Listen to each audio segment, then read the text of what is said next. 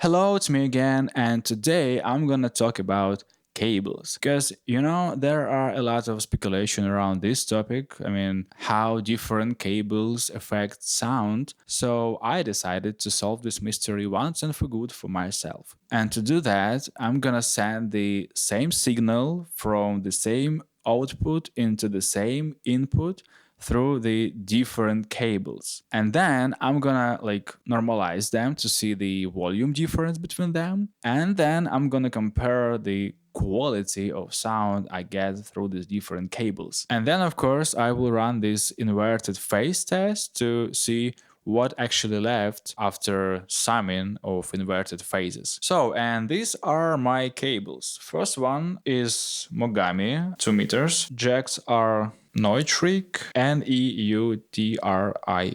This is actually a very good cable and also it's balanced cable. So I believe I will have to put the signal from this cable down to match it with the other ones.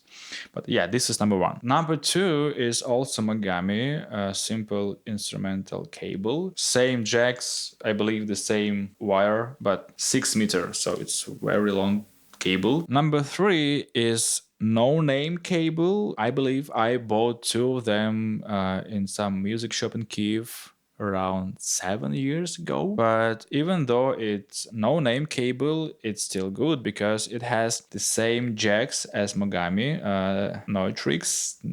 Natrix, I mean the same brand of jack, and also the wire itself is quite good. RHC low noise instrument cable made in USA. Bless America, love America. So yeah, this is number three. And number four, five, and six are these patch cables. These two are by Warwick, I believe. Yeah, Pro cable by Warwick, and these two at least are 10 years old. And this one is no name. I believe it's some kind of local custom shop in a bad way. I do not remember where it came from, why do I have it, but we check it too. For that, I generated white noise, pink noise, short drum loop, and short music part.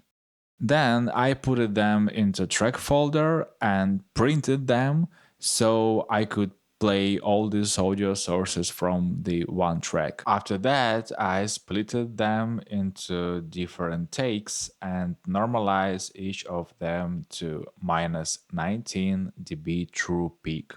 So now all these different sources have the same true peak level and they are ready to be processed and compared.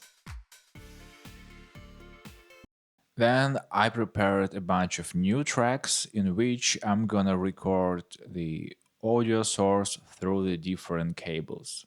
Then I send this audio source directly to the line output of my audio interface, which is Universal Audio Apollo Twin X. And then I connected line output to line input through the different cables, and this is how I ran my tests.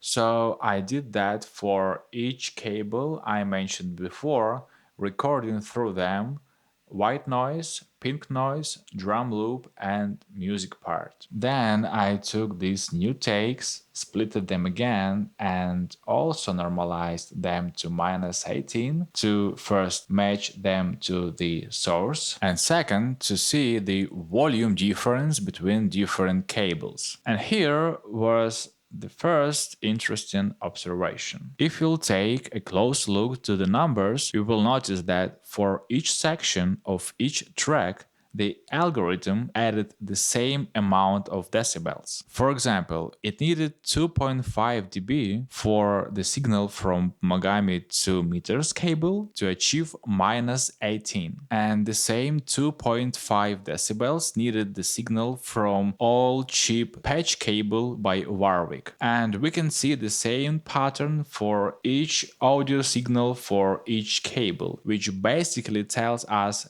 that there is no difference in how loud each cable is. Let me stress on that one more time. The 2 meters of mogami cable passes the signal the same as 6 meters of mogami cable, or this no-name cable, or patch cables 10 centimeters each. So the first conclusion we can make is, despite the price or brand or lens, each of these cables passes the signal on the same level. Then, the only difference between the original audio source generated in Reaper with the same signal recorded through the cable was this little low pass filter, and I think it has nothing to do with cables. I think that is just a filter that applied by DSP processing of universal audio. And this is what I got when I inverted the phase of the original source and compared it to the mogami 2 meters cable. Yeah, those cables definitely somehow affected the original source, and we can see and hear it. But the real magic happened when I compared the signal from different cables to each other, because there was no frequency difference at all. Just listen to this white noise while I randomly mute and unmute different cables.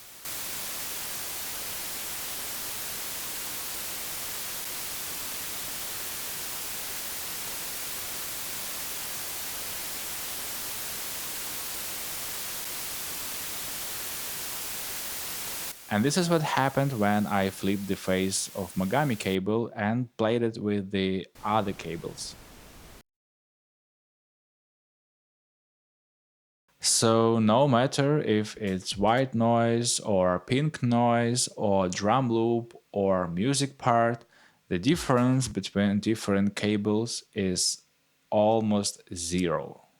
By zero, I mean around minus 70, minus 80 decibels for each audio source and each cable. This particular example says us that the difference between 6 meters of high-end mogami cable and 10 centimeters of old cheap patch cable by Warwick almost does not exist. Because, again, each of them is minus 18 decibels, and when you invert the phase of one of the signals and play them together, you will have minus 86 decibels. I even got the same result with a guitar pedal in the chain with boost around 6 dB, and the same result with the same pedal into the hi-Z input. So there is almost no difference between them, even between this cheap old guy and industry standard mogami. Why? I mean, earlier when I checked the same cables with guitar, I definitely heard some difference. But why there is no difference now? So I asked AI, and this is what I've got. Since my source is low impedance line output, cable capacitance and resistance is irrelevant. I knew it. So I have just proved it for myself. If it's not enough for you, it's your business, not mine. That when it comes to line output and line input, the difference between different cables, cheap ones or expensive ones, is that small that it might be ignored. Because if this difference is on minus 70, minus 85 decibels, then how loud should you make your speakers or like audio system to feel, to hear this difference? This loudness might be insane, which doesn't make any sense. So if you are one of these audiophiles, audio guys who listen to music through the line output of the player or of the amplifier, even though it might be good player and amplifier, and you just bought another like cool golden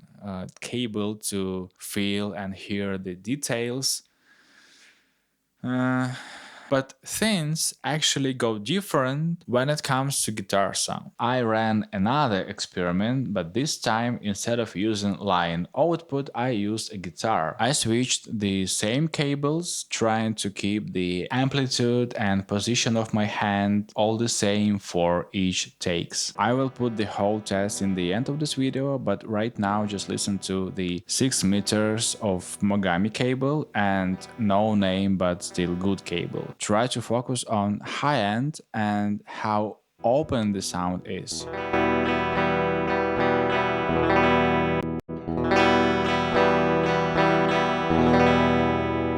Yeah, there is definitely some difference, and surprisingly, the no-name cable is much brighter and like richer than 6 meters of mogami cable. But still, we hadn't heard this difference when we listened to the line output. So obviously the cable you play through somehow affects your sound, which means it makes sense to buy a new cable to like improve the sound of your instrument if you are a musician. And unfortunately, it looks like it doesn't make any sense to buy an expensive cable if you're just a listener. Well, that's it.